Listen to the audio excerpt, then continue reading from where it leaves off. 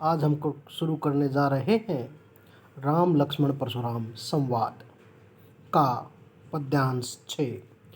राम लक्ष्मण परशुराम संवाद तुलसीदास की रचना रामचरितमानस के बालकांड से लिया गया है।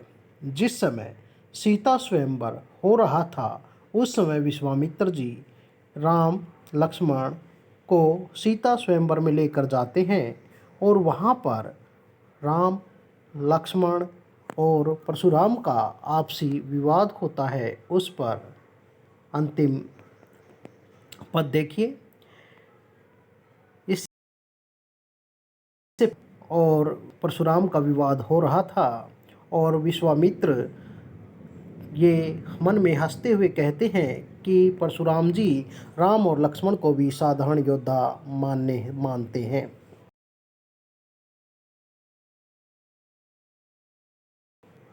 कहेऊ लखन मुनि शील तुम्हारा, को नहीं जान विदित संसारा। लक्ष्मण जी कहते हैं कि हे ऋषि, तुम्हारे शील स्वभाव के बारे में कौन नहीं जानता, विदित संसार, सारा संसार जानता है। हे ऋषि, तुम्हारे शील स्वभाव के बारे में कौन नहीं जानता। यहाँ पर लक्ष्मण जी परशुराम पर सीधा सीधा व्यंग्य कर रहे हैं कि तुम्हारा शील स्वभाव नहीं है बल्कि क्रोधित स्वभाव है, यह सारा संसार जानता है। लेकिन क्रोधित न कहकर उसे शील स्वभाव कह रहा है, अर्थात उनका उपहास उड़ा रहा है। माता पिता उऋण भय नीके, माता और पिता के ऋण से उऋण हुए, मुक्त हुए। किस प्रकार से? गुरीणु अर्थात गुरु का ऋण रह गया, सोचकर बढ़ जी के, और अब तक तो तुम्हारी सोच में वो बहुत अधिक बढ़ गया होगा। यहाँ पर भी लक्ष्मण जी परशुराम पर व्यंग्य कर रहे हैं कि परशुराम ने किस प्रकार से अपने माता पिता का ऋण चुकाया था। कि एक बार परशुराम ने अपने पिता के कहने पर अपनी माता का वध कर दिया था, लेकिन वह बाद में उसके पिता के द्वारा जीवित कर दी जाती है। उस प्रसंग का यहाँ पर उल्लेख किया गया है। अब गुरु का ऋण और अधिक बढ़ गया होगा।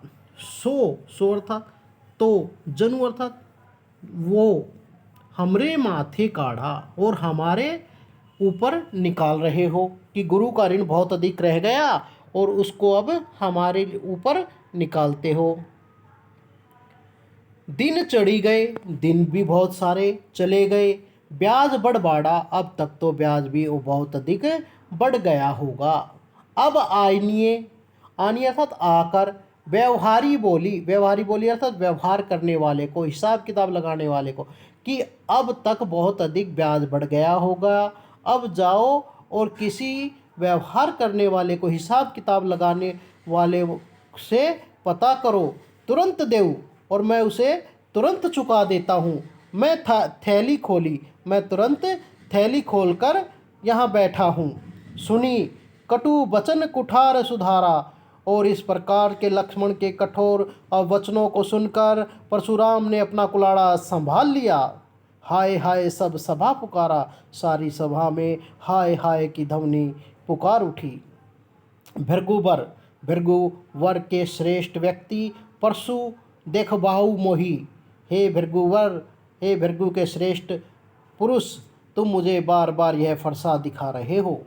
विप्र अर्थात ब्राह्मण, विचारी अर्थात जानकर बचे हुए हो। नृपद्रोही, हे राजाओं के शत्रु, मैं तुम्हें ब्राह्मण समझकर अब तक छोड़े हुए हूँ।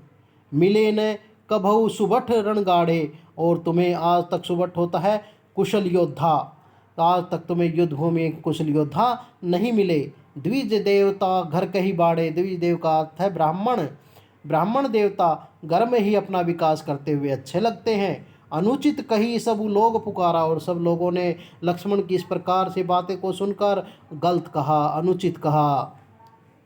रघुपति सयाने लखन निवारे, और इस प्रकार से रामचंद्र जी ने लक्ष्मण को इशारे से रोक दिया। उत्तर देत आहुति सरिस भृगु कोपी कृषाणु बढ़त देखी जल सम वचन बोले रघुकुल भानु। इस प्रकार से लक्ष्मण के उत्तर आहुति के समान थे।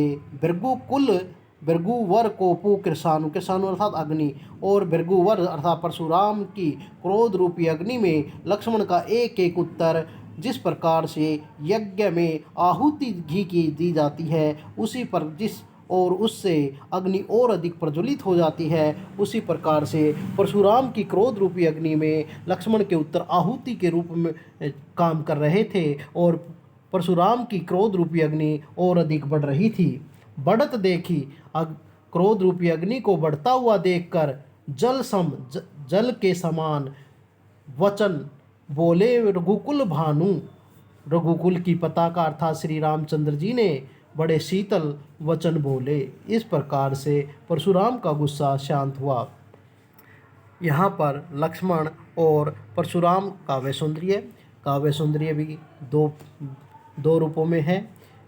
एक तो काव्य सौंदर्य का अभिप्राय है कि काव्य सौंदर्य का जो रूप है वह भाव सौंदर्य, दूसरा शिल्प सौंदर्य। भावार्थ है कि यहाँ राम, लक्ष्मण और परशुराम की क्रोध से युक्त वीर रस से युक्त रचनाएं हैं और राम की